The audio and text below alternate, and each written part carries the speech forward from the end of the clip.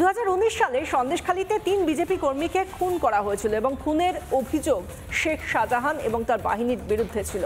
এই মামলায় সিআইডি প্রথমে তার নাম রাখলেও পরে সেই নাম শেখ শাহজাহানের নাম বাদ দিয়ে দেওয়া হয় এবং তারপর কলকাতা হাইকোর্ট সিবিআই তদন্তের কথা বলে নির্দেশ দেওয়া হয়। এই মামলায় যে নির্দেশ দেওয়া হয়েছে সিবিআই তদন্তে, সেই নির্দেশকে চ্যালেঞ্জ করে পাল্টা মামলা শেখ শাহজাহানের।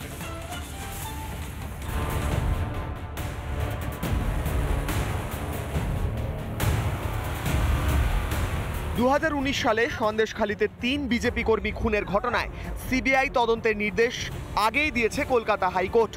ওই বছরই 6 জুন 3 বিজেপি কর্মী প্রদীপ মণ্ডল, দেবদাস এবং সুকান্ত মণ্ডলকে হত্যার পর দেহ লোপাট করে দেওয়া হয় বলে অভিযোগ ওঠে।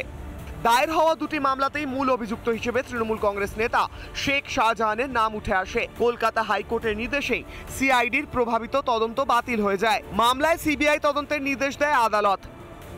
এবার সেই মামলায় সিবিআই তদন্তের নির্দেশকে চ্যালেঞ্জ করে মামলা শেখ শাহজাহানের। পদ্মা মণ্ডল এবং সুপ্রিয়া মণ্ডলের দায়ের করা মামলায় কলকাতা হাইকোর্টের তরফ থেকে ইতিমধ্যেই তদন্তভার সিবিআইকে হস্তান্তর করা হয়েছে। সেই মামলায় সিবিআই ইতিমধ্যে তদন্তও শুরু করেছে। সেই নির্দেশকে চ্যালেঞ্জ করে অর্থাৎ বিচারপতি জয় সেনগুপ্তের যে সিবিআই তদন্তের নির্দেশ 2019 সালের ন্যাজার থানার দায়ের করা যে এফআইআর সেই নির্দেশকে চ্যালেঞ্জ করে ডিভিশন বেঞ্চের দ্বারস্থ হয়েছেন শেখ শাহজাহান।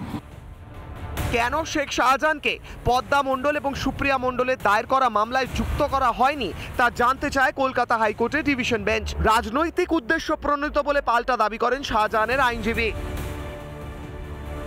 ফলে আইনের যেখানে যেখানে যার অধিকার আছে সেখানে সে যাবেই। সে হচ্ছে সিপিএম এর প্রোডাক্ট, মানে সিপিএম এর নীতিতে সে বিশ্বাস করে।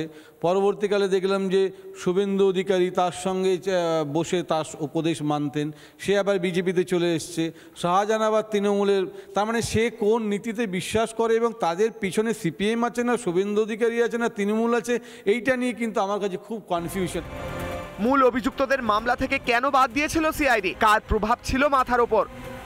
রাষ্ট্র তাকে দিনের পর দিন বসিয়ে রেখেছে, কারণ মমতা ব্যানার্জি এত কিছুর পরেও এই মানুষটির সপক্ষে কি বলেছিল, ওকালতি করেছিল। কে? শাহজাহান নাকি কিছুই করেননি। কলকাতা হাইকোর্টের নির্দেশের পর এলাকা পরিদর্শন করেন সিবিআই আধিকারিকরা। কোথায় দেহ লোপাট করা হয়েছিল তাও খতিয়ে দেখেন তদন্তকারীরা। তদন্ত এখনো চলছে। তারই মাঝে সিবিআই তদন্তকে চ্যালেঞ্জ করে মামলা শেখ শাহজাহানের। মামলার পরবর্তী শুনানি 24 জুলাই। প্রিয়াঙ্কা রায় রিপোর্ট, রিপাবলিক বাংলা। নানা ধরনের কন্টেন্ট দেখার জন্য লাইক করুন, শেয়ার করুন আমাদের ফেসবুক পেজ, সাবস্ক্রাইব করুন আমাদের ইউটিউব চ্যানেল।